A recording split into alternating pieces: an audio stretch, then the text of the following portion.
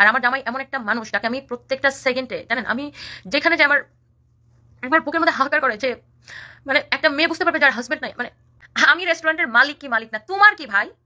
মানে হোয়াটস wrong with you? আমি একটা রেস্টুরেন্টের মালিক না 3টা রেস্টুরেন্টের মালিক, না আমি 10টা রেস্টুরেন্টের মালিক, না আমি প্রতি মাসে একটা করে রেস্টুরেন্ট দিলাম। হোয়াটস রং উইথ ইউ? তোমার তো জ্বলনি কিসের?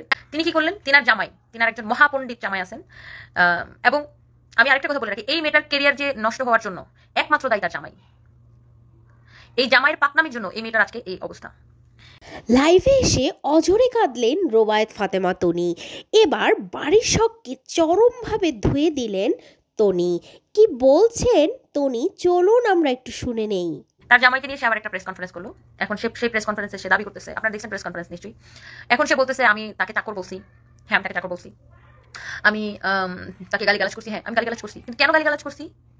আমাকে কোন পর্যায়ে নিয়ে যাওয়ার পর আমি আপনাকে চাকর বলছি, গালিগালাজ করছি? আমি তো আর কাউকে কোনোদিন চাকর বলি নাই, আর কাউকে কোনোদিন গালিগালাজ করিনি। আপনি আমাকে রাগাইতে আপনি আমাকে চাটাইতে কোন পর্যায়ে নিয়ে গেছেন? অন্য ইনফ্লুয়েন্সারদেরকে টানেন কেন যে সবাইকে তিনি চাকর বলছে? নো, সবাইকে কেন চাকর বলবো? আপনার কৃতকর্মের জন্য আপনি আমার মুখ থেকে আজকে এই কথাগুলো শুনছেন। আপনি আমাকে চাটায়া উনি আমার মুখ দিয়ে কথাগুলো বের করছেন, এবং এই কথাগুলো শুধুমাত্র আপনার জন্য প্রযোজ্য।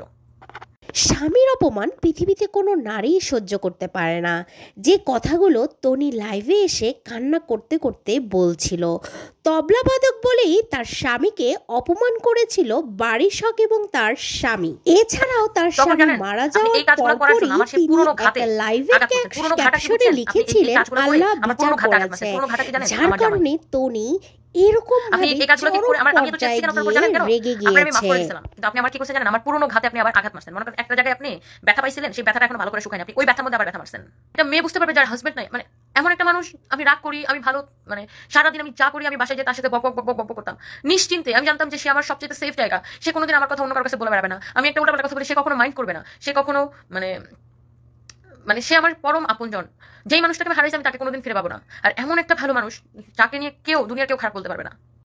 ভিউয়ার্স, এরকম নিত্য নতুন আপডেট পেতে সবার আগে চ্যানেলটি সাবস্ক্রাইব করে পাশে থাকা বেল আইকনটি বাজিয়ে দিন, যাতে ভিডিও ছাড়ার সঙ্গে সঙ্গে নোটিফিকেশনটি আপনার কাছে পৌঁছে যায়।